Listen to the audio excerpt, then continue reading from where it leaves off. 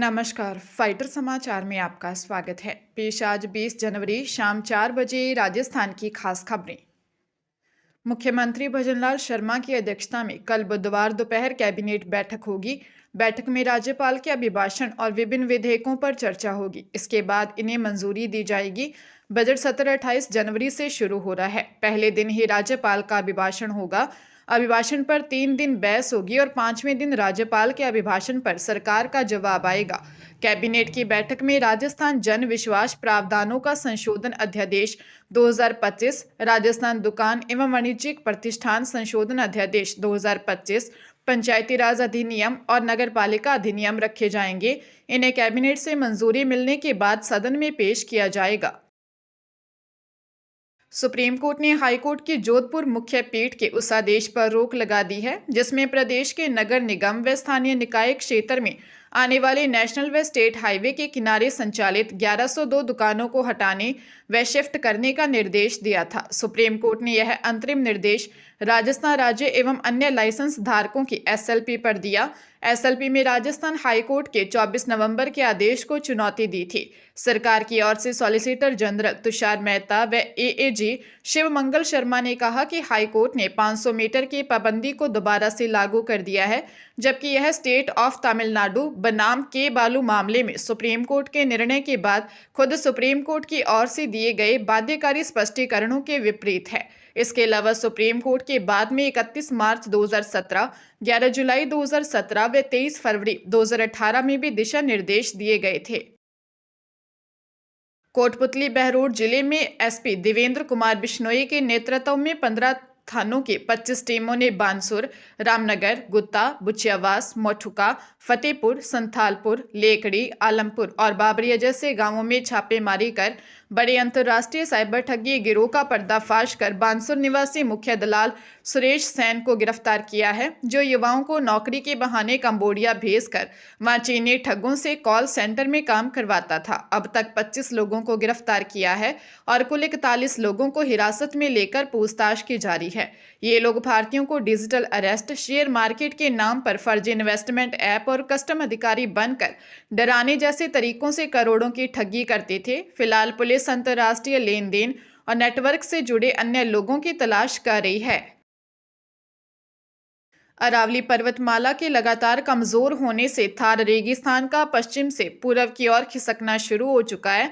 इसके चलते राजस्थान के जयपुर सहित पूर्वी हिस्सों, हरियाणा, दिल्ली, एनसीआर और गंगा के मैदानी इलाकों के मरुस्थलीकरण का गंभीर खतरा पैदा हो गया है।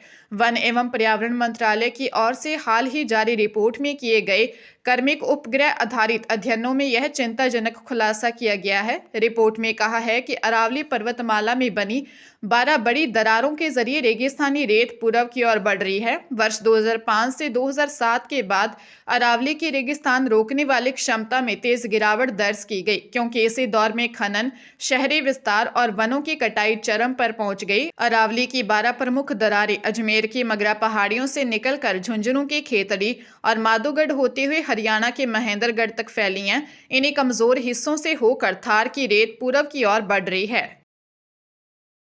हरियाणा के कुरुक्षेत्र की रेलवे पुलिस ने चंडीगढ़ के फाइनेंसर राजेश चोपड़ा की हत्या के मुख्य आरोपी मोनू उर्फ लुक्का को अंबाला छावनी से गिरफ्तार किया है। आरोपी सोनीपत के गांव फतेहपुर का रहने वाला है। पुलिस जांच में सामने आया कि 14 जनवरी की रात चंडीगढ़ में शराब पार्टी के दौरान राजेश चोपड़ा ने आरोपी की मां बहन के बारे में अपशब्द कहे थे। इससे गुस्साए मोनू ने राजेश की हत्या कर दी। वारदात के बाद आरोपी ने अपने साथी के साथ मिलकर शव को i20 कार में रखा और शाहबाद के दंगल ग्राउंड के पास फेंक दिया। आरोपियों ने मृतक की सोने की चेन और अंगूठी भी लूट ली थी। राजेश के पास मिले डेबिट कार्ड के जरिए उसकी पहचान हुई थी। पुलिस ने वारदात में इस्तेमाल कार बरामद कर ली है और मोनू के फरार साथी की तलाश जारी है। राज्य निर्वाचन आयोग ने निकाय चुनाव की तैयारियों के तहत मतदान केंद्र स्थापित करने के संबंध में कलेक्टरों को गाइडलाइन जारी कर दी है।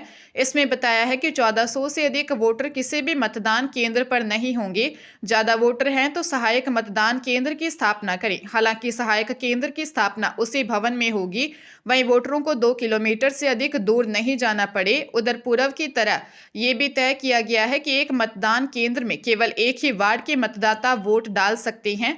आयोग ने कलेक्टरों को पिछले पंचायत निकाय चुनाव में हारने वाले प्रत्याशियों की जब्त जमानत राशि और अवितरित राशि को राजकोष में जमा कराने के भी निर्देश दिए हैं। चुनाव के आधार कार्ड, मनरेगा कार्ड, बैंकों या डाकघर द्वारा जारी किए गए फोटो युक्त पासबुक, श्रम मंत्रालय की योजना के अंतर्गत जारी स्वास्थ्य बीमा smart card, Ayushman Bharat health card, driving licence, PAN card, passport मान्य होंगे।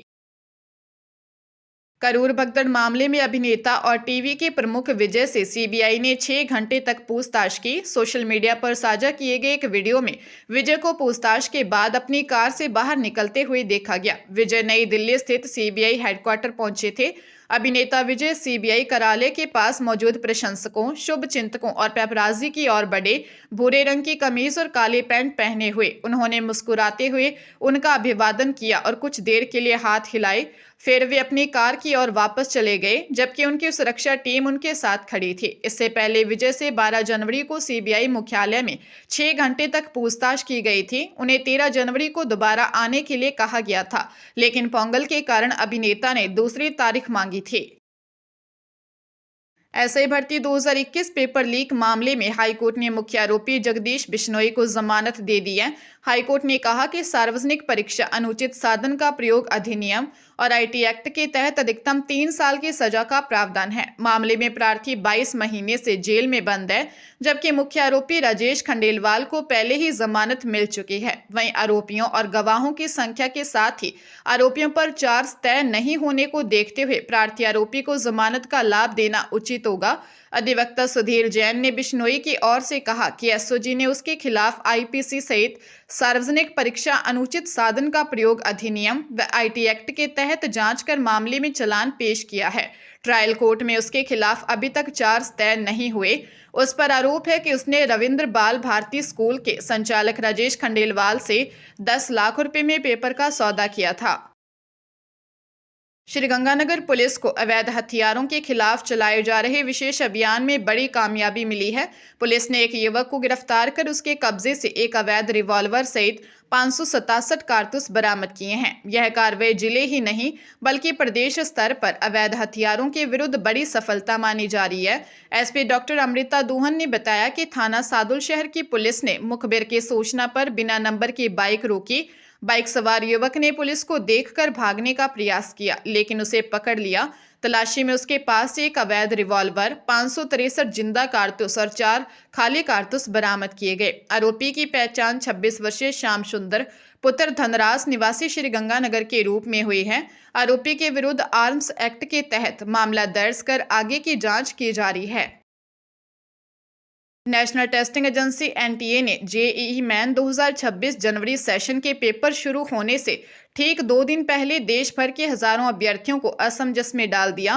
पेपर कल 21 जनवरी से शुरू होने हैं। जिनके पेपर 24 जनवरी तक हैं, उनके प्रवेश पत्र जारी हो गए हैं। कई ऐसे केस सामने आ रहे हैं जिनके पेपर सिटी इंटीमेशन स्लिप में 21 से 24 जनवरी के बीच हैं, लेकिन अधिकृत वेबसाइट से एडमिट कार्ड डाउनलोड नहीं हो रहे। उनकी परीक्षाएं 28 व 29 की बताया जा रहा है, जिनके एडमिट कार्ड बाद में जारी होने हैं।